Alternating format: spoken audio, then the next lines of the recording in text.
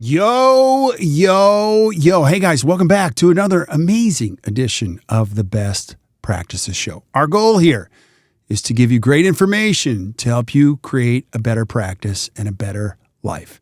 And we're going to do exactly that today. We did a webinar recently with the Director of Education of ACT Dental. Her name is Miranda Beeson. And it was called How to Unlock the Secrets to a Thriving Dental Practice. Really mastering the new patient experience, where she shares some of the best secrets. And I thought to myself, we need to share this as a podcast. So here it is. This is the audio version of the webinar. So I hope you guys enjoy it, and we'll see you soon.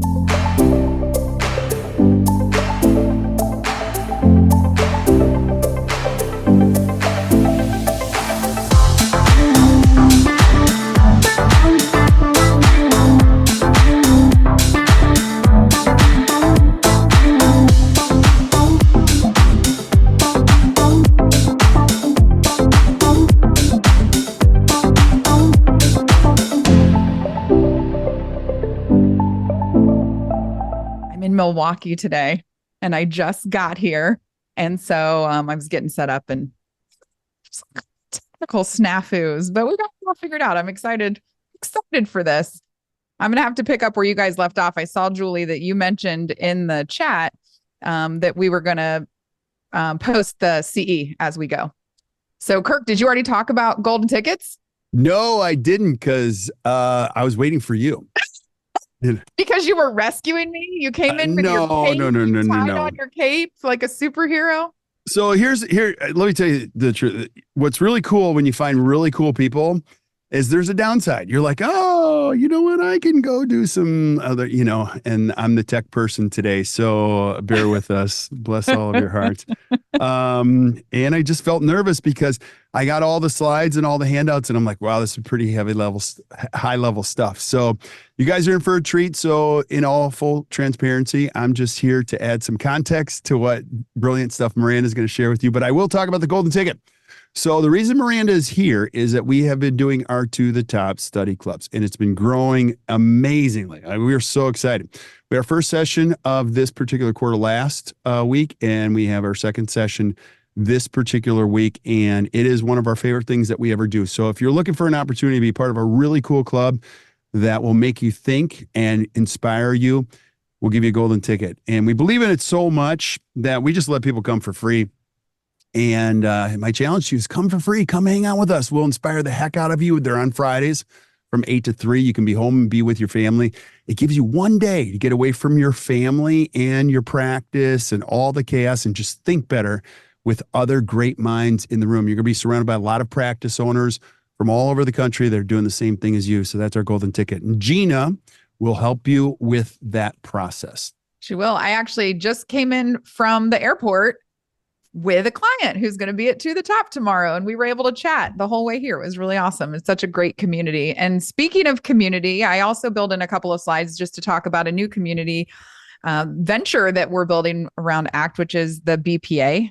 And so the Best Practices Association is something that we've been developing and working on, and it's out there now. It's a online community. And Kirk, I know that you have a lot of passion for what this is all about. I'd love for you to share before we get started with content, just to let everyone know that this is happening and the exciting things that happen in the BPA. Yeah. The biggest challenge, as a dentist is that building a dental practice the right way, the way you want it, is hard. It's very hard to do it on your own. And we've been doing this for more than 27 years. We have hundreds and hundreds, if not thousands of hours of content, tools, and we've organized them all into a platform called the Best Practices Association. And really, it's a movement more than a platform. It's a community of people that are just committed to making sure that you feel really well supported. I have a dream of a day where you just open it up and you can ask questions and get great answers and great tools, and we share them all back there. So you can do it on your own. The second thing that we do is you can do it in a group, which is the To the Top Study Club. So if you're just like, hey, I just want to be around other great people that inspire me, and you can be a part of that with a golden ticket. And then lastly, if you want us to help you do it, some people are just like, listen, this is just a lot. I just need some help. And so that is our pro coaching program. And Miranda is one of our pro coaches. And again, it's just way too hard to figure this stuff out on your own. So if you want any help, if you're wondering what do, we only do three things. You can do it on your own, you can do it in a group, or we can help you do it. And Yes. We love this stuff. I love that. So yeah, we have an online community helping you build a better practice, better life. There's an app too. I was actually just talking with the team about love getting my little blue notification at the top of my phone that lets me know there's been a new post in the community, because I always know it's going to be something amazing and we're all learning from each other. So if you're interested and you have your phone nearby, a couple of QR codes. This one on the left is going to take you straight to the BPA and you can join, you can check it out. And we also have an awesome podcast if you haven't listen to it before, the Best Practices Show. It's a great introductory, just on your commute into work. You want to share one with your teammates, go for it. We got a QR code there to help you find that podcast as well. Little housekeeping. We did some ABG, always be growing time. And one of the things that we just learned was virtual. We got some tips on virtual presentations and just helping you get oriented to what's happening on this virtual webinar. We are going to have you enter into the chat questions that you have. We're going to have a couple little polls into the chat. So this screen just helps you to know on that lower left-hand corner, you have your microphone and your camera, the chat box highlighted right there in pink. That's where you're going to be going to get your CE today. And also when we're talking about sharing with us some of the feelings that you're having around some of this content, you can share it right there in the chat, or you can hit that reactions button and let us know with an emoji how you're feeling, because those are fun, right? Love it. Sweet. Well, we're going to unlock the secrets to a thriving dental practice today. And a big piece of that is mastering the new patient experience. So we're going to dig into the two main components of a new patient experience and talk about how we can make people feel differently when they join our practice so that we can set ourselves apart from the rest. So that's number one. Why is this important? We want to make sure that this new patient experience makes other people's feelings count. How you make others feel matters more than anything you say or the beautiful crowns that you do. Getting them in quickly and efficiently, all those things are really, really important. But how you make them feel, and whether that's a positive or a negative, and influencing their decision-making is very important. One of my things that I miss the most about being a dental hygienist and working in a dental practice is seeing new patients. I think there's something really special about taking a brand new patient to your practice and introducing them not only to your facility, but to your team, and helping them to maybe take something that's a little scary or uncomfortable or vulnerable for them and making it feel like home.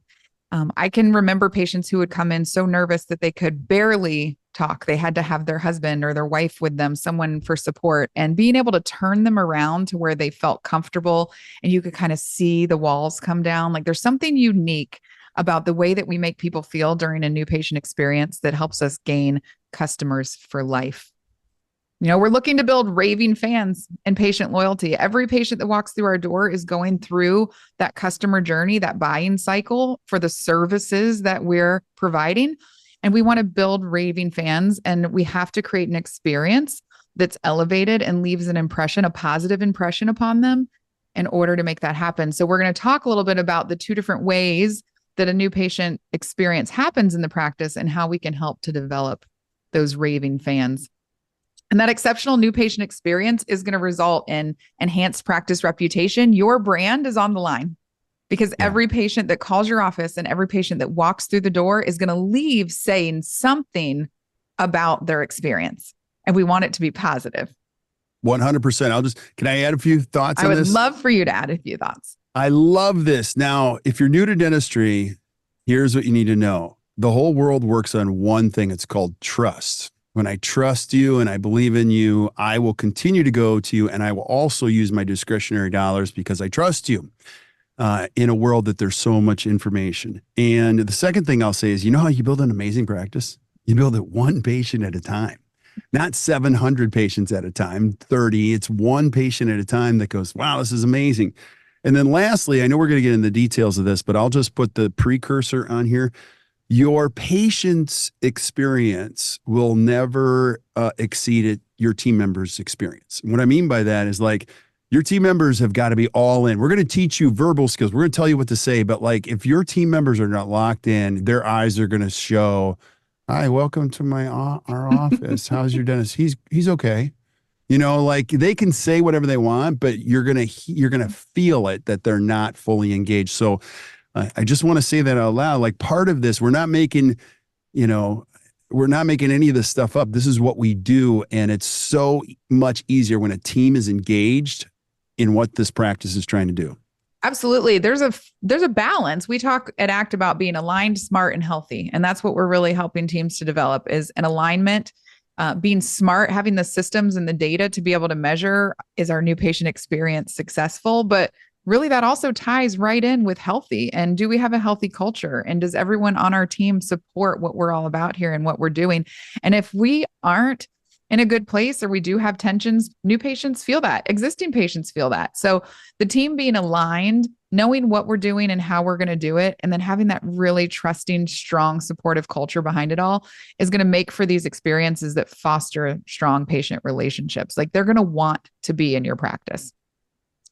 Everything that we do has to be intentional. I often use the word intention. So I thought, let's just define it right here at the top of the webinar. Intention is a determination to act in a certain way or to have resolve around something. And we can just show up. And those of us who've been in dentistry for 20 plus years, it's easy to say, at this point, I'm just showing up. But if we go into the day with intentionality that we're going to do something a certain way to create a certain outcome or a certain experience, we're going to deliver a different level of care and a different level of experience. There's enormous power in being deliberate and strategic about our daily activities rather than just autopilot, right? I could do a prophy with my eyes closed at this point, but is that creating an experience for my patients if I'm sitting chairside? No. So we have to move out of that autopilot comfort zone. And sometimes we have to align as a team and push ourselves to try something new or something different. And maybe you'll take a couple of things away from this webinar today that are going to help you shift and modify your new patient experience to see what might happen in your practice. Any thoughts, Kirk? Yeah, the intention thing is very big. And that's why I'm a big fan of just being organized and having systems in your office. I mean, one of the big topics in the world right now is burnout. People just have way too much on their plate. And I'll just tell you, in your dental office and you have it fairly or well organized, you can give your full attention with intention to the person that's right in front of you. I know when somebody's multitasking, I can see it in their face. They're like, I'm just going to move you to the next place because I have some other things to do. So I think all of these things go hand in hand in creating that type of experience. That actually feeds really well into what we're going to be talking about first. There's two different aspects of the new patient process, one being the new patient phone call. So we're going to talk a little bit about your tone of voice. And if you're multitasking when you pick up that phone and you're like, oh, it's a new patient, it's going to be about a 10-minute phone call. I got to set all those thoughts aside. I have to focus on what I'm doing right now. We'll talk a little bit more about what that looks like and sounds like. And the other piece of that new patient process or that new patient experience is the actual visit when they show up in the office and how we deliver an experience for them through that first visit. So before we jump in, I want to hear in the chat, this is your opportunity to use the chat box the very first time. Just let us know by typing a 1 if you feel like your office could improve most on a new patient phone call system or modifying our new patient phone calls, and type a 2 if you feel like the visit itself has the most room for growth and opportunity. If you tuned into this webinar, if you're here, then you probably are like, I'm curious if I could improve my new patient process. And so if you're comfortable doing so, just pop in the chat. A 1 for the new patient call is what I'm most looking forward to learning more about, and a 2 for that new patient visit. Yeah, this is so great. Most people are putting in a 2, but we got a 1 and a both. Keep adding. I got a 1.5. I like that too. 3. 1 and 2. 1. I think that's what Ted Lasso always says. I need a drink. Make it a double. And a double. Actually, that's a triple. Just go for a triple. It's a 3. It's a 3. We need help with everything. Okay. I butchered Ted Lasso, but that's okay. That's awesome. All right. 5 success strategies for an impactful new patient call. We have a new resource for this that we're going to be attaching to the recording when you get your post-webinar recording that talks all about these 5 success strategies for an impactful new patient call. And we're going to go through those right now. And we like to start with why at ACT. This is so important because the phone is such a powerful tool in your office. A successful new patient call is really critical to, one, that patient deciding if they're going to be coming into your practice or not, and Two, they're immediately forming an impression or opinion of what they think about you. Now, they could be coming to you from a myriad of different ways. It might be another patient in the practice sent them to the practice, and they're going to already have a little bit of trust built. It might have just been a Google search for dentists near me, and they're starting at ground zero. So the way that we communicate during that new patient phone call is going to help us elevate or maybe even break some of the trust that we're starting to build literally from the words hello. A little bit more on the why from you, Kirk. Any thoughts? Oh my gosh, I could dominate an hour on this, but like, here's the bottom line. If I don't know you, that phone call tells me everything. It is the most important interaction. Now that's if I don't know you and I've heard great things about you. And I'm doing this balance in my head. I've heard good things. Ooh, that was a really bad phone call. There's no way I'm going there. And the other thing too that's so important is that you have to be creating value at all times. My hope is this. I hope patients get off the new patient phone call and go, wow, that was really good. These guys are going to be so expensive. That's going to be crazy expensive. Because what you're doing there is, you never want people come up and go, wow, that's going to be cheap. I don't think I'll have to pay for anything, and I can, it's just amazing. Now, the other thing too, keep this in mind. This is an entire process. A lot of times when people talk about, case presentation or new patient experience, they're thinking about when the doctor comes in and diagnoses and talks about treatment. No, you want to create an entire process where by the time they meet the doctor and they're getting the final diagnosis, they're like, I already know this is going to be expensive. You guys are good. Wow. You don't ever want to put it on one person's shoulder. That's why you can take each one of these pieces and you can make them better. Yeah, it's a team effort to make this happen for sure. It's a team effort. There's, often more than one person answering the phone even. But a poorly handled phone call can cause risk to your reputation, risk to building that patient value and building your patient base. And you're exactly right when you said building value. That's the biggest key to this new patient phone call is that we want people to get off the call feeling like, I have to go there because this experience is going to be different than any experience that I've had. It's different than any call because I've called 3 or 4 dental offices looking for a new dental home. And you know what? I made a friend. Like, I can't wait to go meet Miranda when I show up at my new patient visit. Totally. Can I have one more thing too? Yeah. Let's get out of dentistry for a second. You guys go, there's a brand new steakhouse that opened up here in Milwaukee. I won't tell you the name, but they spent a lot of money. And I went, and the person at the front, when I walked in, he's like, hi. My first thought, nanosecond, this is going to be terrible. I already know it's going to be terrible. And it was, so, and even in a fabulous restaurant, that first interaction by the server or even the person at the bell, anything like in a hotel, it just sets the tone for what's going to happen. So all of these points are important and they have to have a lot of continuity to them. Yeah. And the impressions that you leave matter a lot. So it all starts with, we're going to move through these 5 success strategies for the call. It starts with a gracious greeting. When you're answering the phone, what does it sound like to the person on the other end?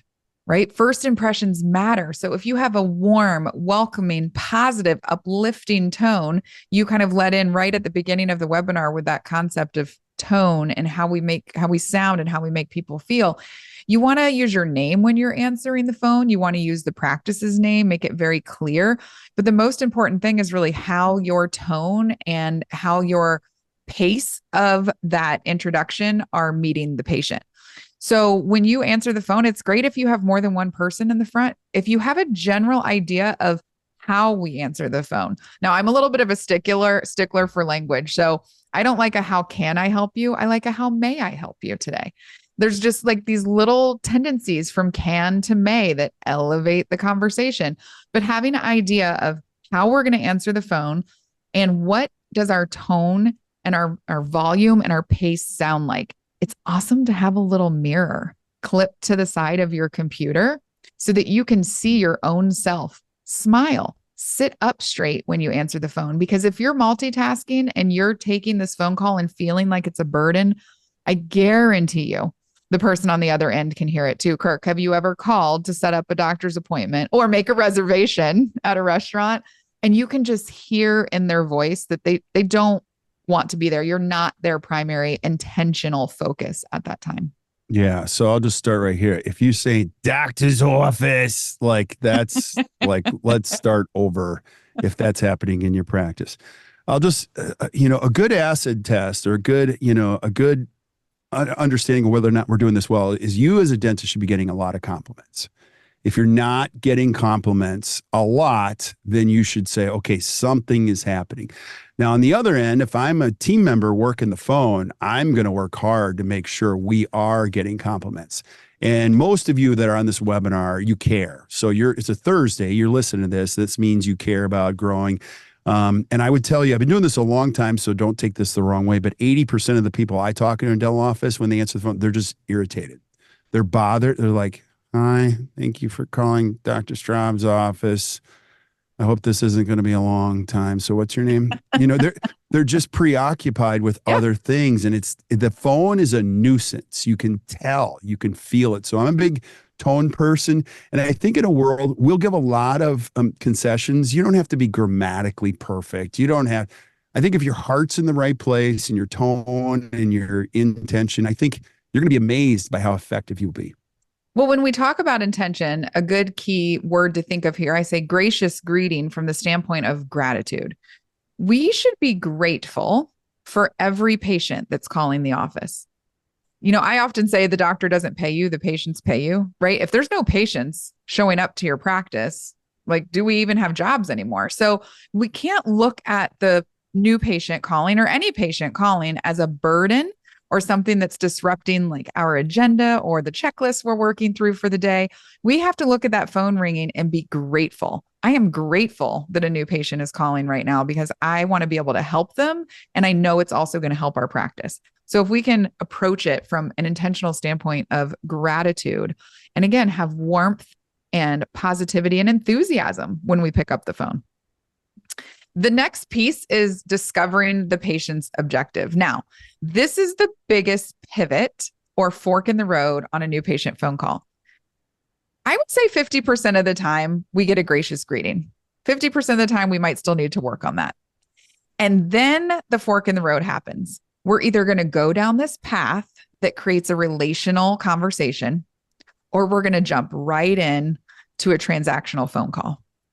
And so this piece right here is the key piece in that fork in the road. Are we going to stop at this point and ask a couple of open-ended questions and learn a little bit more about the patient, get a thorough understanding of what their concerns are, what their objectives are, what brought them to call in the first place? Or are we just going to say, when was your last visit? Sure, I can get you set up with hygiene, and start going down the path of collecting data and scheduling an appointment. Yeah. When we talk about the buying cycle, it starts with awareness. When someone calls, they've been made aware in their mind. There's some motivation. They went out to dinner last night and something hurt, or they woke up this morning and saw a picture they posted from being out to dinner and their teeth aren't as bright as they wish that they were. There's something that triggered that phone call. And this is the fork in the road where we have an opportunity to sit in it for a minute and get to know them a little bit more and learn about what they're looking for in a new dental home. Yeah. Can I play devil's advocate here? So Yes. I know how amazing you are. And so if you're listening to this webinar, you're like, okay, listen, this is awesome. But Miranda, you don't understand our practice. Like, here's the people call, hey, how much are your crowns? They don't even say hi. Okay. Do you take my insurance? Okay. Do you work Saturdays? So do you do implants? I mean, sometimes you're just getting pummeled with like bottom of the barrel questions. What do I do when 75% of my calls are sounding like that? You're exactly right that the majority, from answering the phone myself for several years, the majority of questions that come up on the phone are going to be, are you taking new patients? Do you take my insurance? How much are your crowns?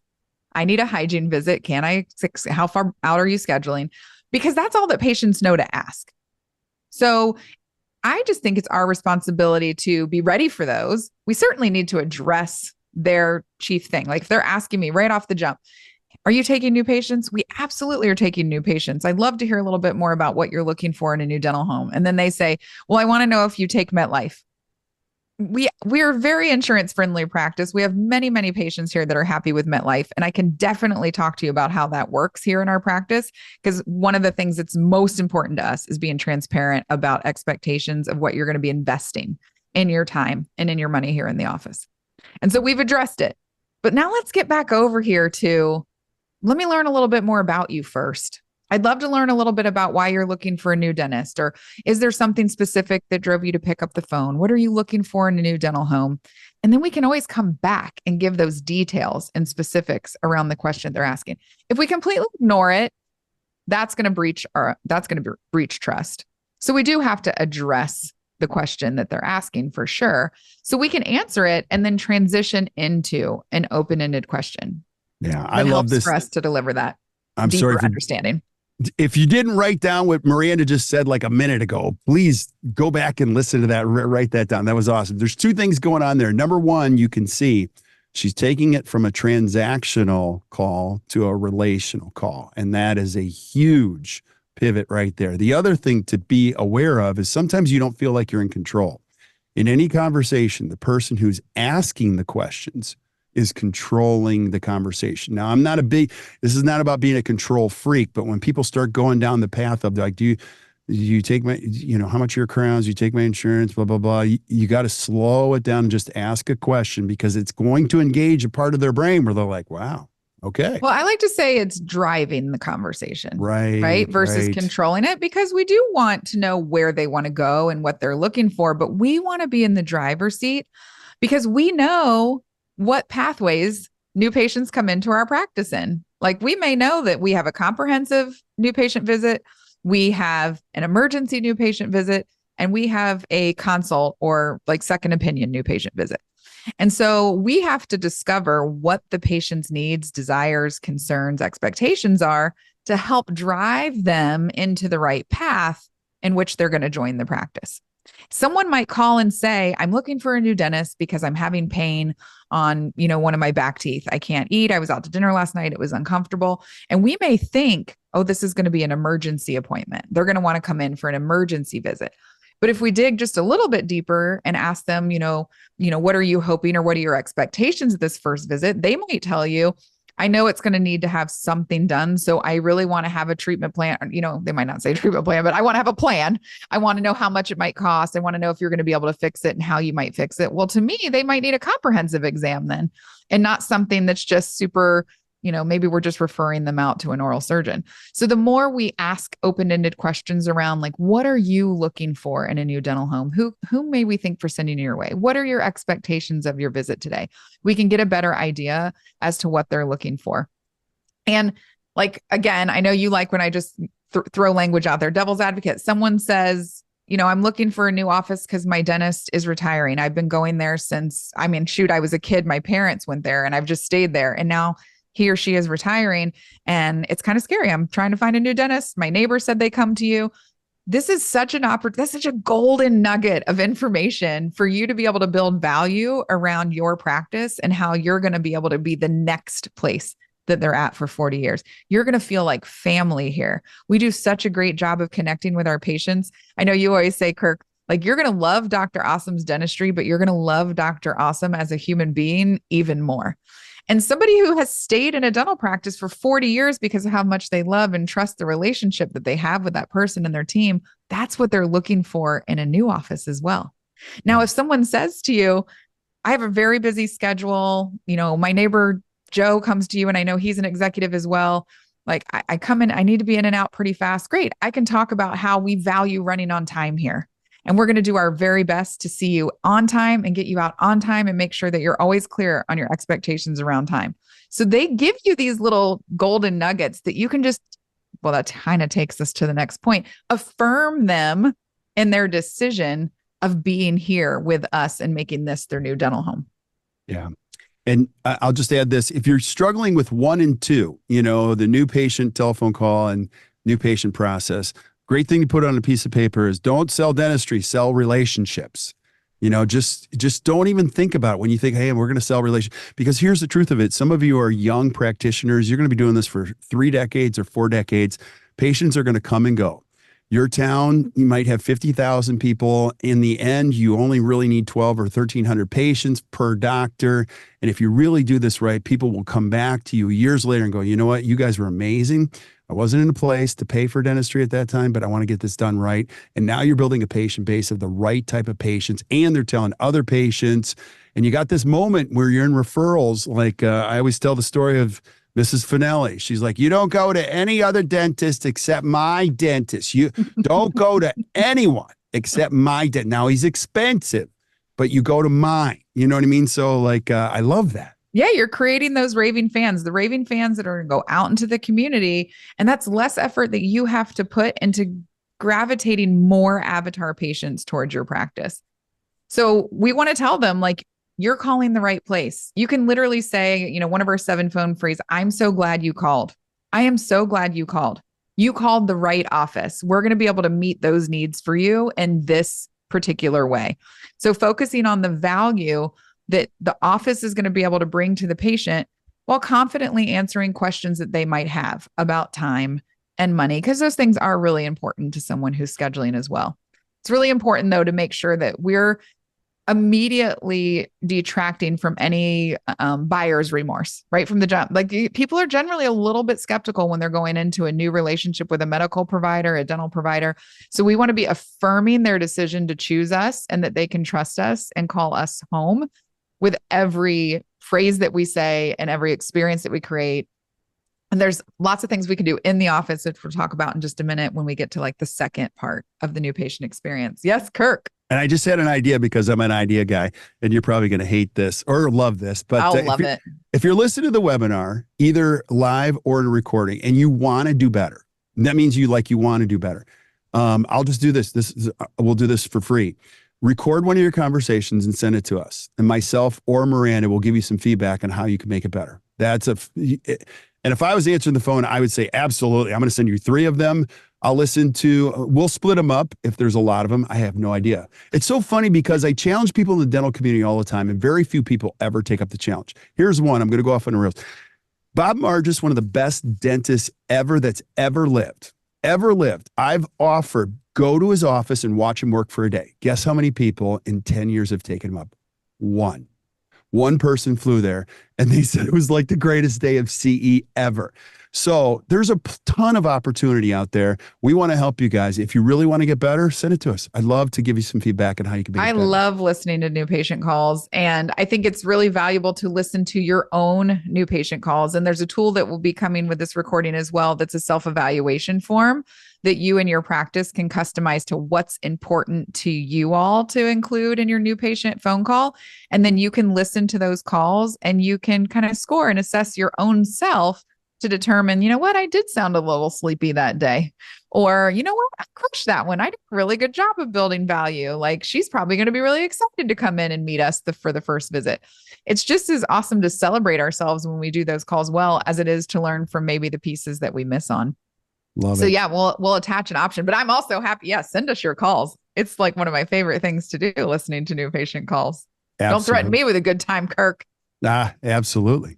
Well, let's talk about success strategy number 4, which is strategic scheduling. So data says that 30 to 50% of patients actually schedule a new patient call when they call, which is generally just us not asking, not closing and asking those closing questions. In our office manager study club, we actually talked about this recently. Like, what do you do to actually ask a patient to schedule? So we talked earlier about guiding potential new patients to the most appropriate path and way in which they should come into the office based on what you all decide as a philosophy of care within your practice. And again, just a great open-ended question, or what are your expectations for your first visit? And that will help you to know what path might be most appropriate. Once that path is clear, you want to focus on reserving time, really summarizing what's going to be happening during that visit. How long are you going to be here? I often say that you should say how long they're going to be in the chair at least 3 times. And I say that because I was a dental hygienist. And anyone that's listening that works in the clinical part of the office knows that patients will tell you, well, I only have 20 minutes today. No one told me that I was going to be here for an hour. My new patient visits were 2 hours as a hygienist. And the number of times it was like, Well, I didn't plan on being here for 2 hours, but I know that our admin team mentioned it at least 3 times because it's part of our system.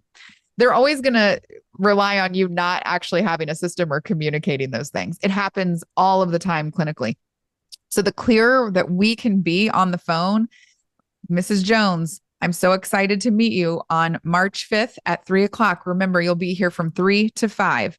Okay. We get more information. Wonderful, Mrs. Jones. So we'll see you for those 2 hours on March 5th, starting at 3:00. You can say it 3 different ways, but you're giving a very clear expectation and summary of what's going to be happening while they're there, building value.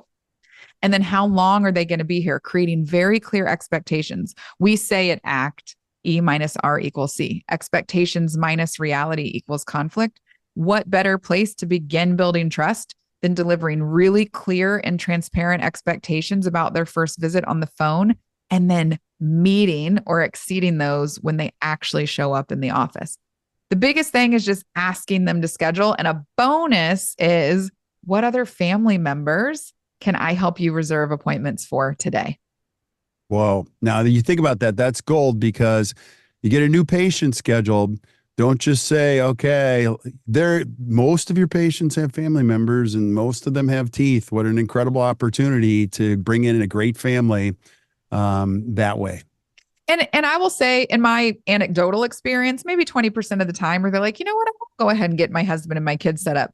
But you're planting the seed, if nothing else, that like, this is what people do, right? They schedule their whole family. And oftentimes what they'll tell you is, I know my husband does need to get set up as well. I'm going to want him to make his own schedule though, but I'll make sure that, we get that moving along, or I'm going to be the guinea pig for my family. And then I'll be sure to like let them know or get the kids set up. So if nothing else, it's planting a seed for them that like your whole family is welcome here.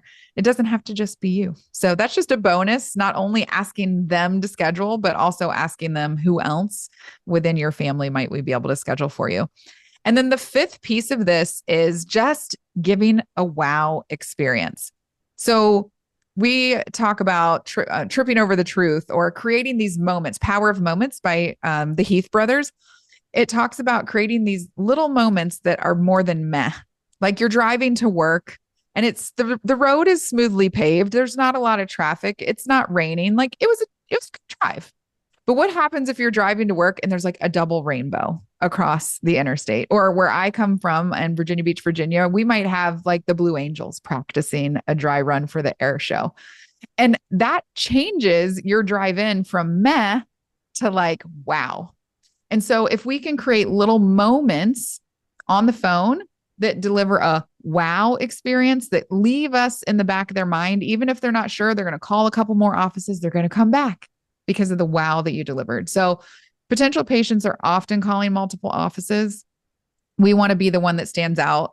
And the 3 A's can help a lot in this part of it: is active listening through demonstrating focused attention. We talked about patients can hear when you're multitasking. You want to really dig in and be focused and giving your full attention to this caller at this time.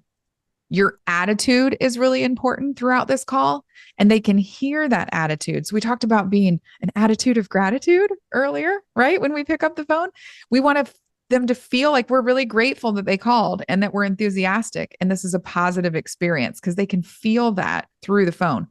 And we do have to be able to adapt. A lot of times we have a system or a checklist or an agenda that we're following as administrative team members answering the phone. But every now and then we need to shift gears. We have to shift gears and we have to meet the needs of the person on the other end of the phone. So if we're giving our full attention, we're demonstrating a really positive, enthusiastic, grateful attitude and adapting as need be throughout that call, it's going to be a different experience than what they're getting when they're calling other offices and possibly inquiring about joining as a new patient. And even if you are out of network, they still might choose to come see you because they can tell it's going to feel different. And we talked earlier about it really being all about how we make people feel. Yeah, absolutely. And I know you're going to talk about this, but one of my favorite things that you teach is like get away from the keyboard and just have a pad of paper. Now, a couple things, just the scientific piece of it. I hate it when people are tap, tap, tap, tap, tap, tap, tap, tap, tap. they're not really listening to me, and it's a left brain process. They're just trying to fill boxes. And when you talk about adapting, sometimes people are going to say things. They'll be like, yeah, I have to go to a funeral, blah, blah. I won't be able to make it. Well, what a better question than to say, I'm so sorry, ask more questions. We're just in a world where people are just disinterested. Let me explain. People say, well, I have 3 kids.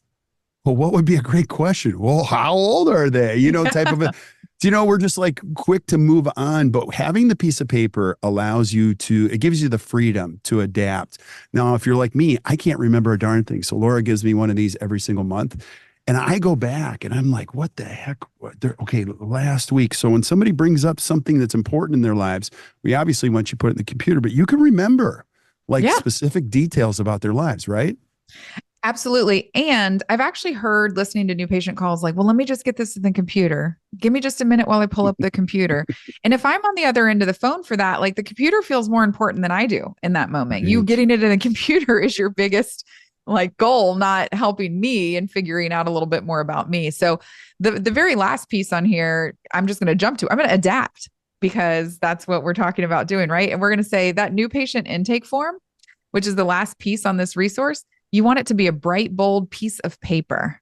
Now, some people are green, right? We want to be concerned about using too much paper. So laminate it and use a dry erase marker. That's fine.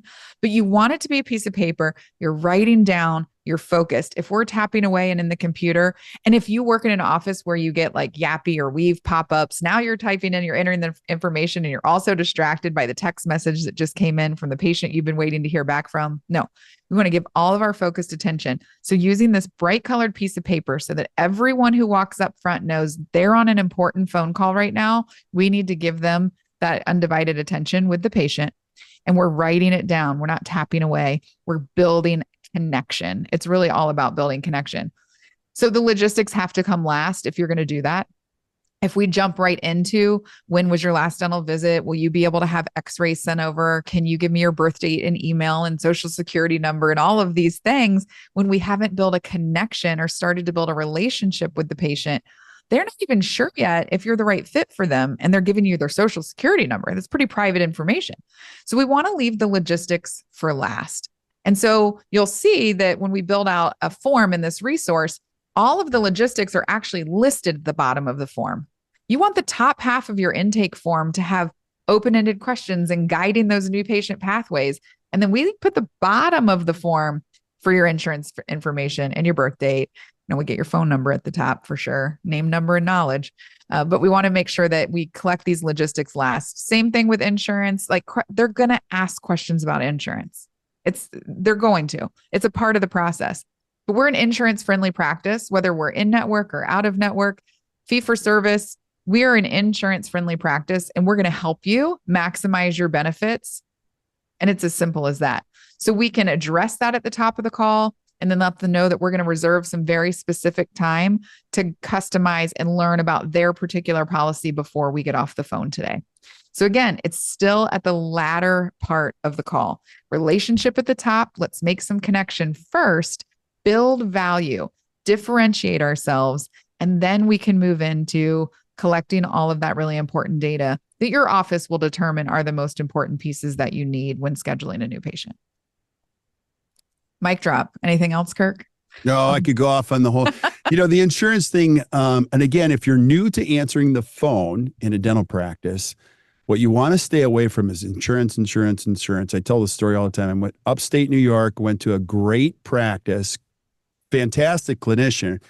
And he was complaining like everybody just calls my office and wants insurance. And I listened for an entire morning. And the woman that was working the front, she was super sweet, but she's like, do you have insurance? Do you know what kind of insurance? I thought to myself, if I don't have any insurance, I should probably get some, because they were making the insurance such a big deal on the front end. Now we'll get to that, but it's going to be about the relationship, and don't, it's not about negating it. It's just about, okay, give me that. Let me hold that for just a second. And if this was a sales training course, I'll speed up the whole course. Obstacles are given to you all the time and they're beautiful. So you want to take every obstacle with whether it's cost, whether it's insurance, you go, oh, that's so good. Thank you so much. I'm just going to put this right here. And just get back to the relation. We will get to this. So don't see the obstacle as a hurdle you can't get over. It's an awesome blessing. Yeah, absolutely. And you are the experts that are going to be able to help them to understand how that's going to work within your practice. The more you talk about insurance, the more your patients are going to care about insurance. So minimizing that insurance conversation is certainly going to set the tone for how we function around or within insurance here in this practice. But we're not going to ignore it. Like, it's a very important thing. And we do want to maximize benefits for our patients. We're going to be here, the liaisons doing all the legwork to help you maximize the benefits that you can from your plan. We just want to make sure that you know that that's not always the most important thing in decision making when it comes to choosing a new provider or determining if you want to move forward with dentistry. All right. I would like to know, put it in the chat or pop an emoji in your reactions tab.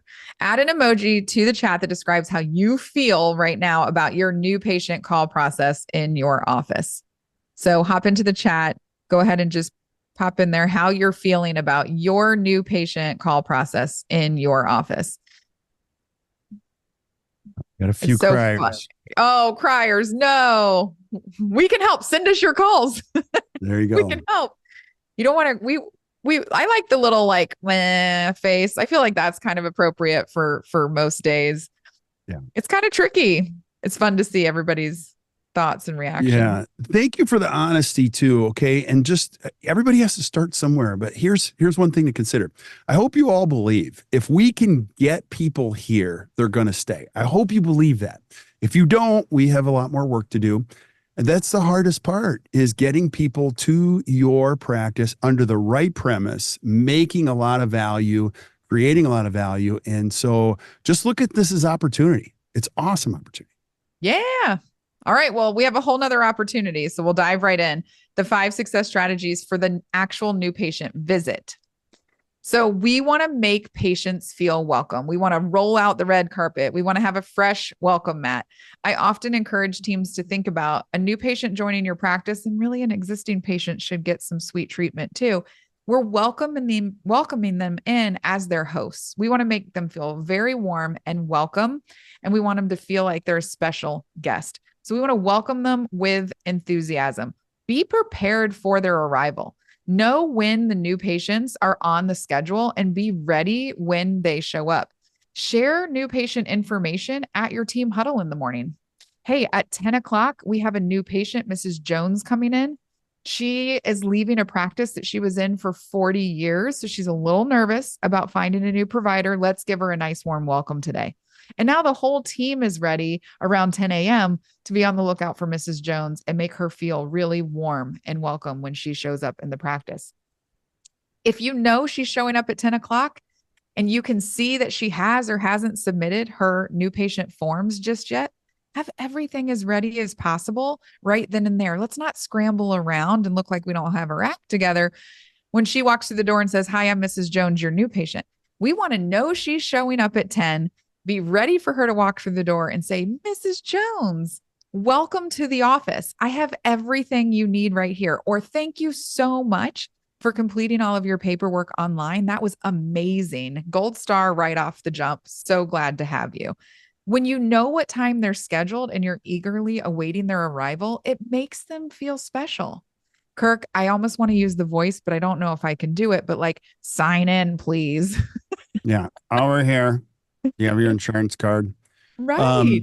There was a practice out east, and it was a freestanding building, and they had a little parking space for new patients. And the woman underneath the desk, she had an umbrella. I thought that was pretty cool. And it was a fee-for-service office, but she's like, "Oh, when it's raining, you put an umbrella over a 62-year-old woman who's here for the first time." Now, you have to decide, or you can't obviously do that for every single patient all the time. But in the new patient process, she was really clear. We only get one chance to make a great first impression. Yep. And so she was eager to get up and go around and like put an umbrella over somebody and just welcome that. And it just says a lot.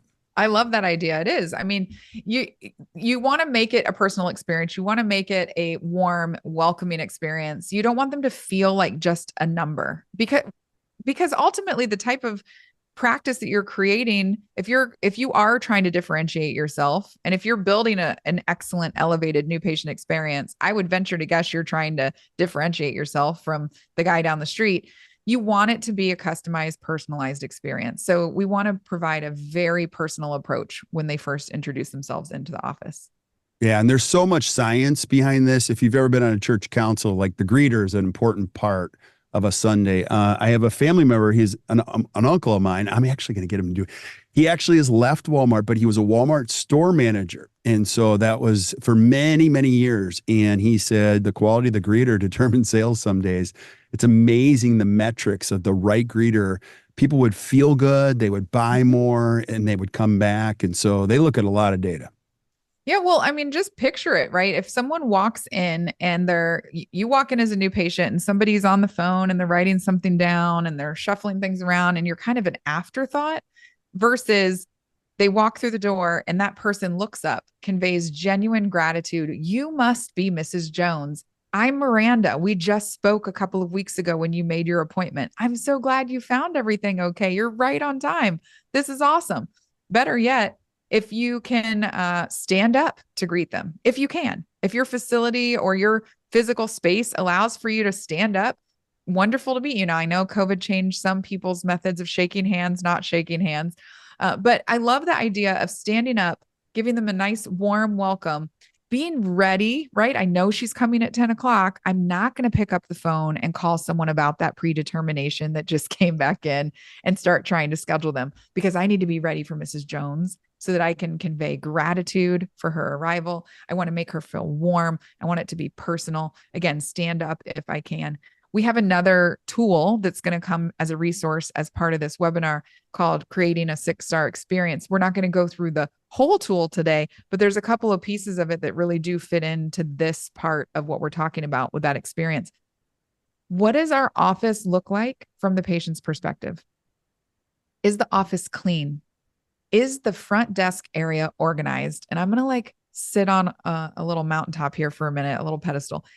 The number of times that I've walked into a medical office myself and there's just cups everywhere, Stanleys, and their lunch wrapper is still sitting up there and they have their snacks out on the counter and just piles of stuff everywhere. That doesn't make me feel super confident that this office is clean and organized and professional. So we want to look at when a patient comes in, and you can actually do this. You can walk around the office. You can walk through the door and pretend that you're a new patient. What do I see? What do I see in the reception area? What do I see when I look over the counter at my admin team who would be greeting the new patient? What's the body language of the patient who's sitting, the person who's sitting at the front desk, right? That admin team member who's checking patients in, your patient care coordinator or scheduling specialist, whatever you might call them in your office, because they're not a front desk. What is the body position of that person? How are they greeting people? What does that tone sound like? So just like we can listen to our calls and evaluate the experience that our patients are having on the other end of the phone, we can also evaluate the practice and that entire arrival sequence to determine what we're setting that patient up for from their perspective. Yeah, that's one of my favorite. If you guys struggle for a great team meeting, getting everyone engaged, this is a great one. Do the patient perspective exercise. Start from the parking lot. Don't talk, just write everything down. And it's nobody on this webinar, but there are dental offices that have the People magazine that's 2 years old and it's all torn up and just sitting right there. And then, a lot of dentists, just because I'm part of these conversations, they never go through their front door. They're always going out the back door. They stay away from the front door like the plague. And, males are pretty bad at this. They just don't notice the details. And I'm making a generalization. But there was a dentist, a great one, a long time ago. And I walked in his office and he had a bigger practice and then he made it smaller and he did a little bit more high quality. But he always had these operatories right by the front that he never, by the front desk, kind of off the front, never used. And I'll never forget, there was a cardboard box. And it was just sitting on the chair. And then I went back 2 months later and it was still there. Mm-hmm. And I go, what's with the cardboard box? He goes, what cardboard box? He walked by it so many times. He had never seen it. So you don't want to get numb to these. And here's one step better. You all have these friends that are outspoken. They tell you oh, you look terrible. Did you get any sleep last night? They just call it right out. Those people are actually really valuable in their life. I'll never forget. We had a neighbor and her name was Jen and she was straight through. She's like, oh, I had cobwebs on the front, bushes. She's like, you getting ready for Halloween? And it was like June. And I'll never forget that. I'm like, she just called it out. But people like that are so valuable in your life. Just could you come to my office and just tell me what you see? They'll go, Yeah. where is this wallpaper from 1972?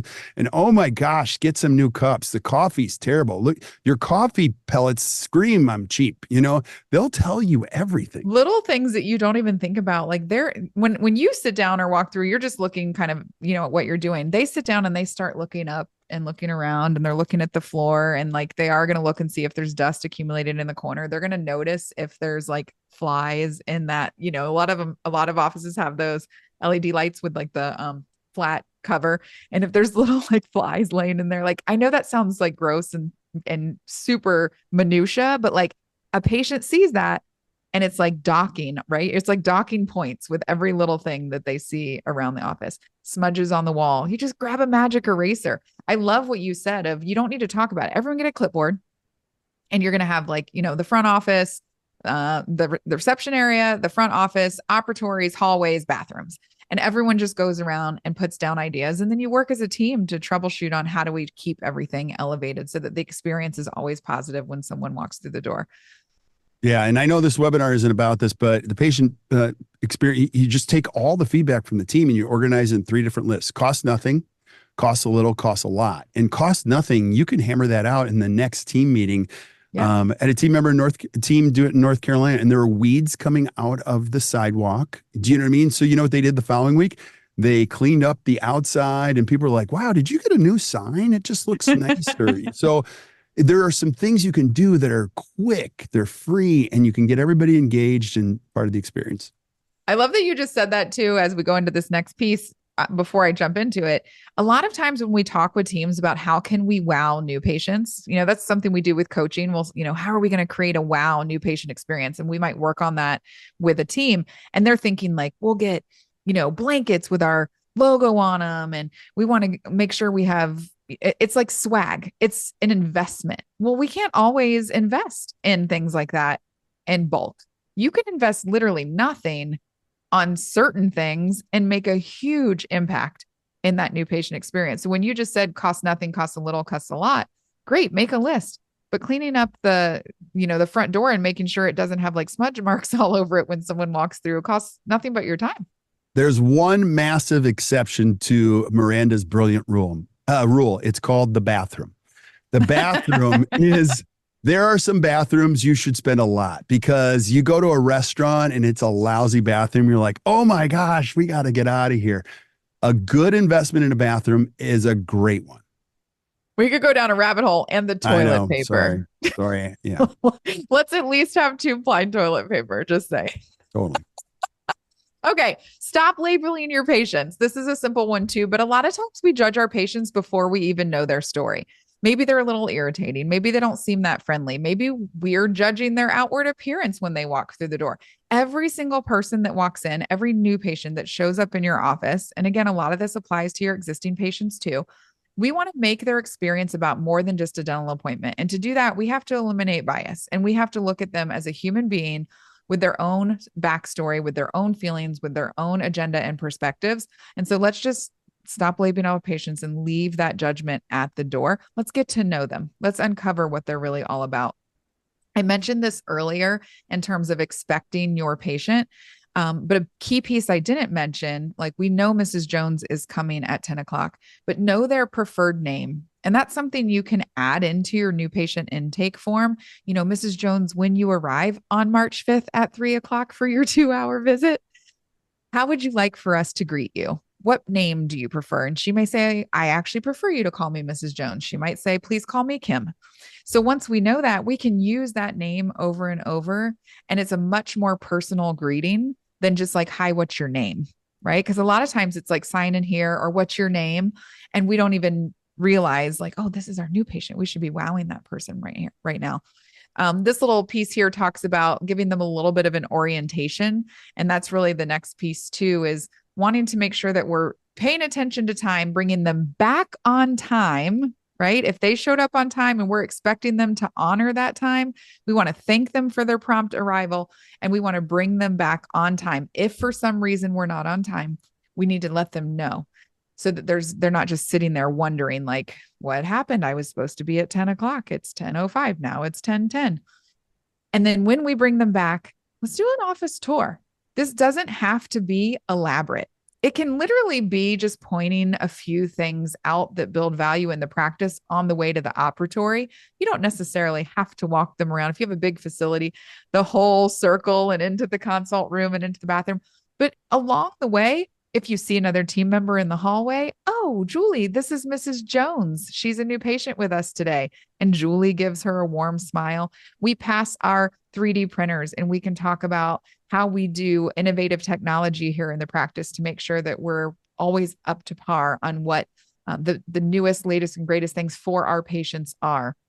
We can show them, oh, we have an open bay for our sterilization area because we always want to be really transparent with you about the cleanliness and safety in our office. And these can just be little mentions that you do as you're walking the patient back to the operatory or to the consult room to talk with them. Yeah. Can I just add this? So this is such an important thing, whether it be a short tour or a little bit more of a comprehensive tour, practice it. Do it with great intention. Yes. Don't just do it as an ad hoc thing, because these are all called it's called value interpretation. If I'm working the front desk, or I shouldn't say front desk, well, you're working the front desk, but you're not a front desk. I'm an admin team member, or if I'm the patient concierge, I'm going to give you a tour and let you know why this place is super special. And there was a team member in Kansas City. I love this. So she did do the technology stop, but then she also stopped by the lab. Now, most dentists don't want you to look in their lab, but she would open the lab and she would describe the difference between indirect and direct chair time. Now, that was awesome, she said, because you may only see the doctor for a little bit, but I want you to understand what indirect chair time is. Our doctor does a lot of planning here. And I was like, holy moly, because you've heard it. Some patients are like, I was only with him for like 30 minutes and it's $22,000. You know what that equates to per minute? You know, you're like, oh man, you want to think bigger about this. Yeah. If you want to build value with, like we talked about in the beginning, let's go back to that word intention.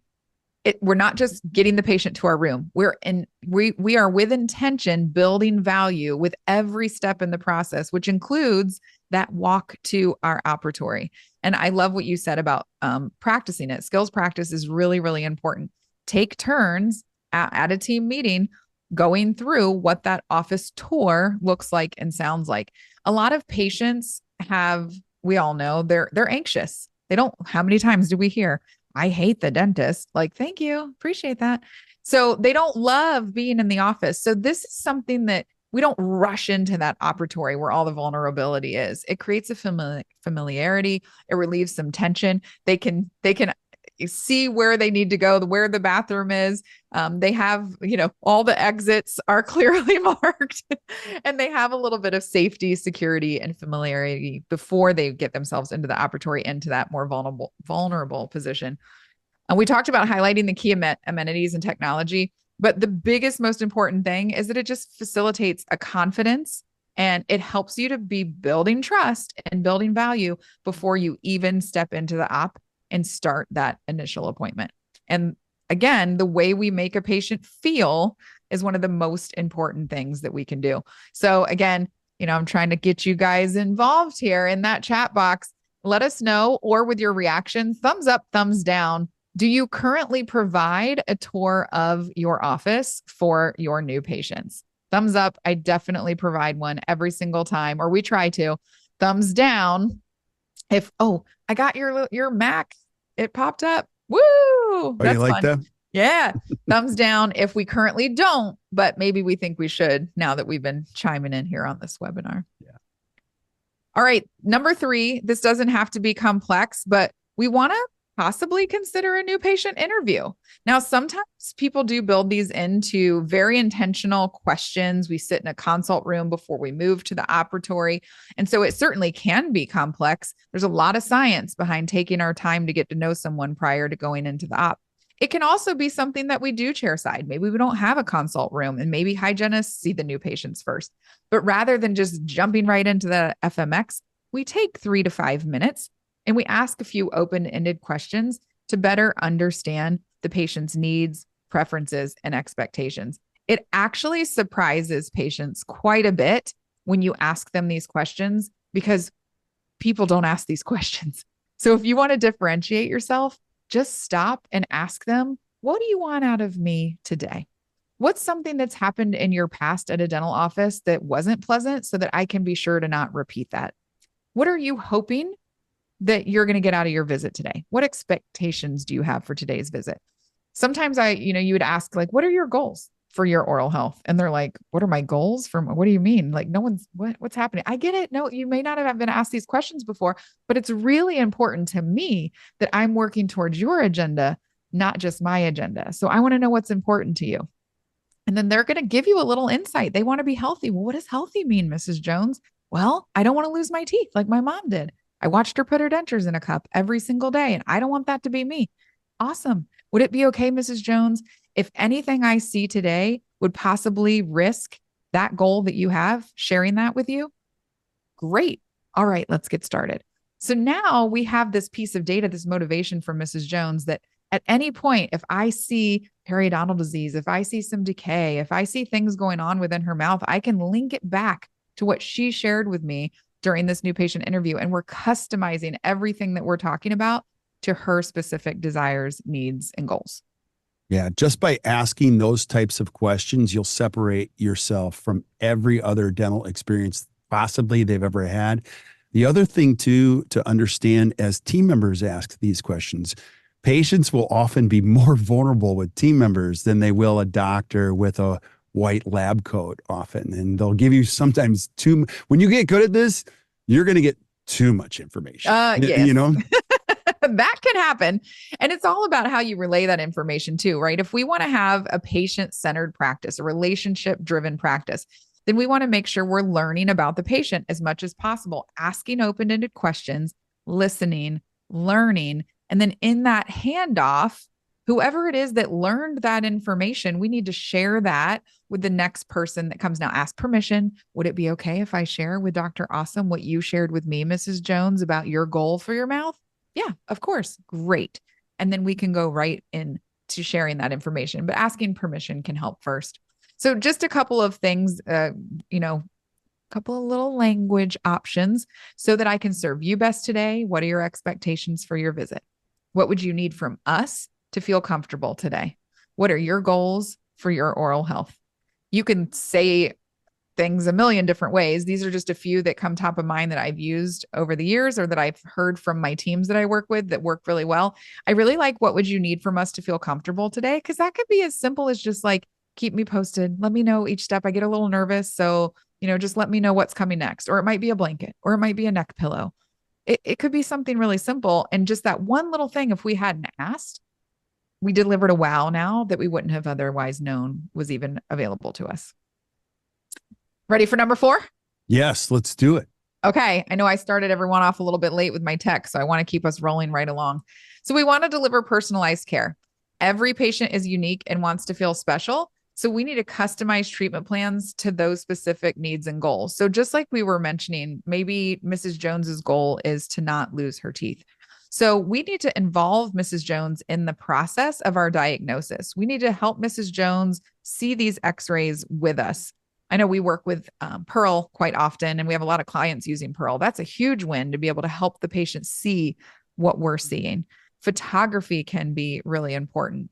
When we're doing our periodontal assessment, we don't just start shouting out numbers. We let the patient know first what we're doing and how it might create information to let us know how it impacts their goal. So if we're involving the patient in the process, ensuring that they're an active participant in our discovery of either health or disease, something that's outside of normal limits, and then we can customize our recommendations and the information that we're sharing to what they have shared. I often say people don't argue with their own data. And if they've let us know that this is an important thing to them, and then we're helping to support that important thing, they're going to welcome that information, and they're going to actually be really grateful that we're delivering it in a way that speaks to them and their own individual needs and desires. Yeah. Remember when they buy dentistry from you, because it's ultimately they're not like, wow, how many teeth am I getting? That's so cool. I'm getting 4 of them. That's so cool. I was hoping I get 4 from you. They're buying the outcome, the transformation, the benefit. of what you're discussing. So make sure, you can tell in 2 seconds, is this a doctor driven treatment plan or is this a patient driven? Now the doctor will connect all the dots. Yes, the doctor's the expert, but like, whose treatment plan is this? Is this yours or is this mine? Yeah. Well, and tying in how it's going to impact their goal. Why is this important? There might be two recommendations, there might be three that you could, but there might just be one. This is really the best option for what you're looking for, Mrs. Jones. I want to help you understand it a little bit better. And then another really simple one is things like blankets, stress balls, neck pillows, warm face towels. I am the first to admit that I'm not a very good dental patient. I think it's because I have control issues. I also think it's just, childhood feeling fillings when you were getting them done. So the dentist that I go to is a dentist I used to work with, and he and the assistant always have stress balls for me. If I had to have a filling replaced just a few months ago, and she's like, I have they have mango phone system and they have the little mango squishies. And she's like, I have your mangoes ready to go. And just seeing them on the counter when I walked in the room alleviated some stress, because like, that's my way of like getting through the appointments. And they know that about me, and they had them right there ready to go. So those little comfort pieces can really create a wow experience also. But we have to ask our new patients so that we know. I just mentioned phobic anxiety. Like, a lot of our patients do have phobias. It's important to uncover that during this new patient experience, if so that we can do modifications like hiding the syringe and not making it very obvious when we're, loading it up. It's like right there in front of their face. We want to make sure that if they need stress balls or they like quiet, maybe we know they like headphones, but that knowing if they're phobic or not, which a lot of people are, can be a huge win. If you can make someone feel comfortable in what they consider to be a very uncomfortable situation, again, raving fan, they're going to be coming back to you over and over and over again, because they know you can manage and help that anxiety and you're not passing judgment. Yeah. Can I add one more thing too? Like, this is a preferencing. I'm not a fan of TVs and ops for a lot of different reasons. If you're going to have TVs in the ops, you should only have one station running. It's the Food Network. I'm shocked. I'm actually floored by the number of people that still have TVs and they have the news on. And so you can imagine, like, turn on the news. I hate all this stuff, like the school shootings, or all that's a terrible statement of what's There's going on. not in the world. Positive information on a news channel. Yeah. Have you ever been trying to talk about periodontal disease with a patient when something really bad just happened? It's breaking news, and everybody's watching the TV. I'm like, you guys. So I don't think there's a place for that in a dental office, but your job is to decide what experience your patients get, because they're not thrilled to be there in most cases anyway. And we want to bring them to a very calm place when we start to discuss their goals. Yeah. If they're at a high level of anxiety, they're going to have a hard time making decisions or really hearing anything that we have to say. And we're reviewing future treatment plans. We want to make sure they know what to expect. We want to make sure that they're always moving towards the patient's goal. And like you just said, if they're at a high level of anxiety, if we haven't addressed some of those other things around their phobia or the concerns or objections, if we haven't made a warm, welcome space for them to place their objections and they feel like they can't be open with us, then when we're talking about treatment, we may not know if they're really on board with those recommendations. So customizing the treatment plans to fit their goals, and then making sure that we leave that open space for what other information can help you to make a decision today, Mrs. Jones. What other information do you need from me? I'm going to sit here until you feel comfortable and that all of your questions have been answered. So you just let me know, what else can I answer for you?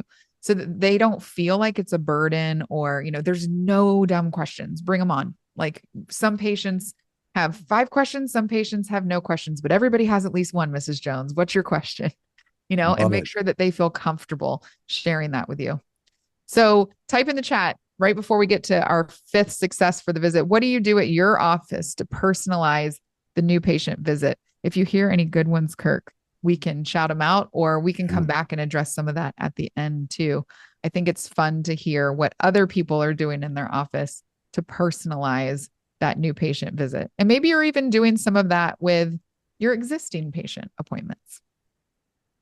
Yeah. Nothing. Come on, you guys, add something to the chat. I always want to know. Well, we'll keep rolling. And then if they pop in, we can, sometimes it takes people a minute just to find the chat and get it open and going. So The last piece of this, the fifth piece of the new patient visit and elevating that experience, is a memorable follow-up. So the most important thing for this is to remember that the new patient experience doesn't end when the patient leaves the office, right? We need to be responsible for making sure that we have a thoughtful and timely follow-up that demonstrates an ongoing commitment to care. Now, whether that is a handwritten thank you note, a follow-up call, if it was maybe an emergency visit where we performed some treatment and we know they were uncomfortable. Maybe it's sending them home with personalized education resources, or maybe we have a customized follow-up email. You can even do a templated version that then, per that person, you customize and build in the things that were important to them or that you talked about.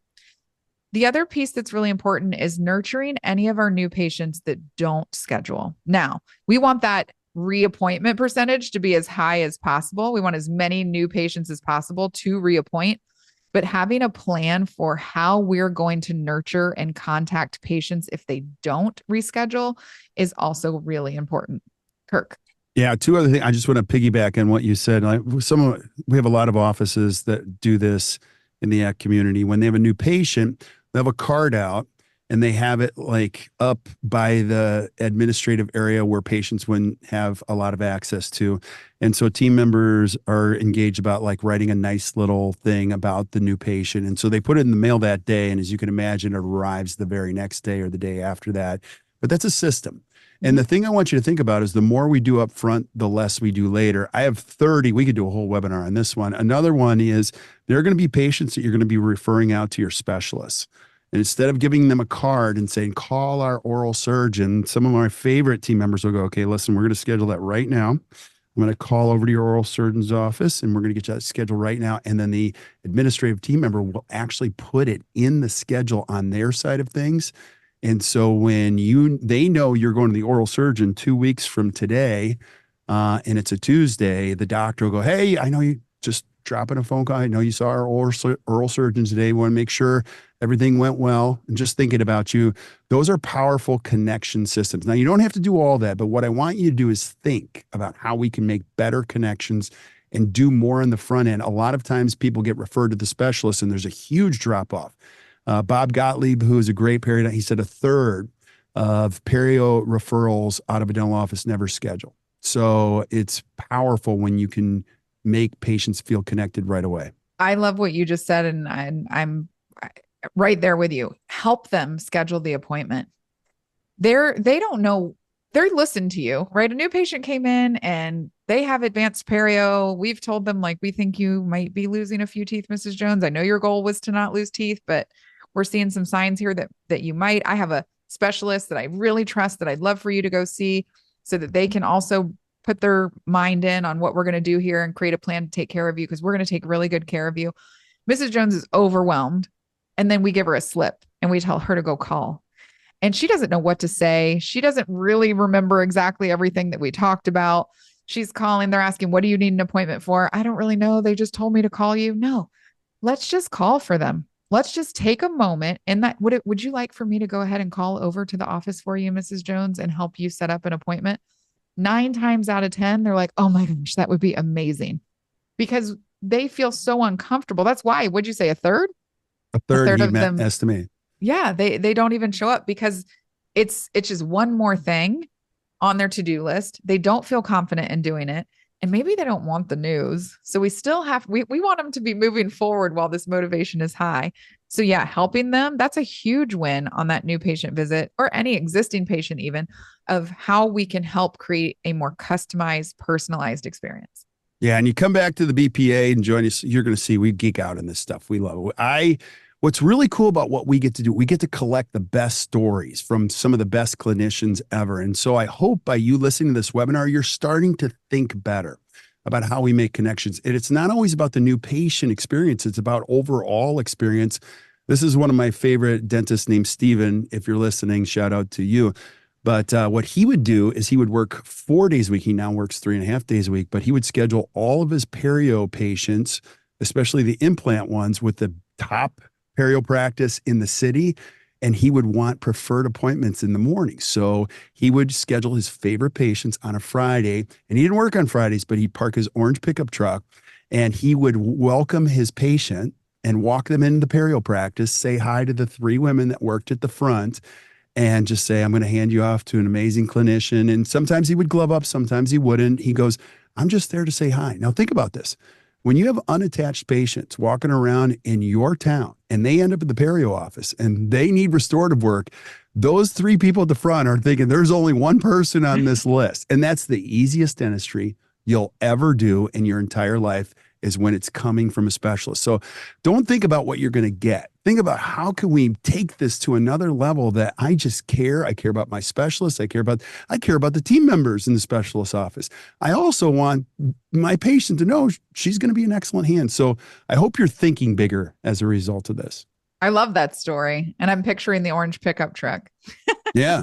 I'm going to get him to come on one of these too. Yeah. He's just got great, you'll find that the best, they just think differently. They don't think like anybody else. It's not what they do, it's how they think. It's a mindset. It's a bigger picture mindset. It's an outward focused mindset, right? So that leads perfectly into our final takeaways, because the very first final takeaway is like, we have to be intentional about the different phases of our new patient experience if we want it to be exceptional. And so it starts with mindset. We have to know our philosophy and what we're trying to create.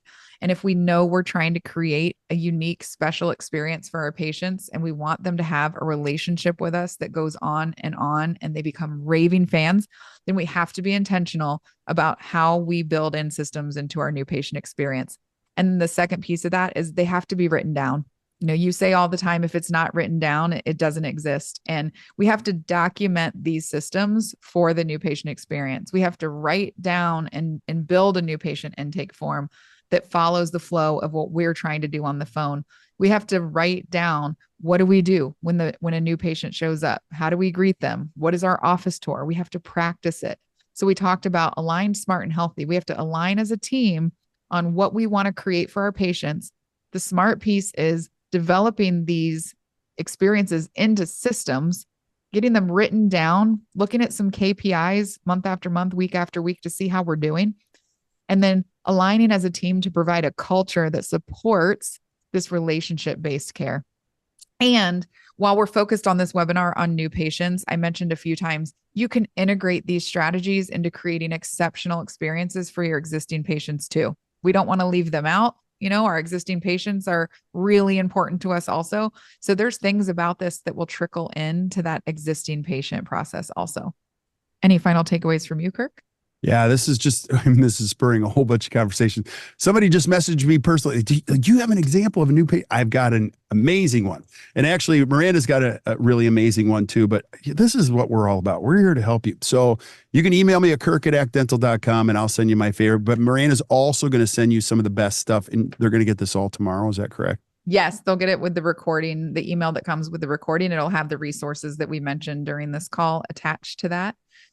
Yeah. And at the end of the day, we want people, people won't remember what you said or what you did. Remember, they don't know a crown from a crown most of the time, but they're going to remember how you made them feel. And so much of this is all about that experience that we're trying to create so that people feel cared about and feel like we are grateful for them joining our practice. I think Julie has added the CE to the chat. So if you haven't seen that yet, go ahead and click down in the chat so that you can make sure you get your CE. Kirk mentioned the golden ticket. We'd love to have you in the room for our To the Top Study Club. Feel free to reach out to us for that golden ticket so you can come and spend some time and learn and share, because we love learning from the people in the room as well. Yeah. So there was 40 some doctors last week, and we got another 40 some this week, and it's fun. So just come hang out with us. And I hope you're getting a sense of this. We love this stuff. I have like 30 more things I want to add to this, but we don't, for time's sake, keep showing up for the webinars. Join us back in the BPA where the conversation continues. Feel free to ask us questions. We are here to help you. Listen, at the end of the day, we want you to create a better practice and a better life. So join us, whether it be with these, BPA, To the Top, or coaching. We're so glad you're here. Awesome. Great job today, Miranda. That was excellent. Yeah, it was fun. Thanks, Julie. Thanks, Kirk. Yeah. Awesome. Well, you guys enjoy your day, and anything else you need, just let us know. You got it. All right. Have a good Bye. day, everybody. Bye-bye.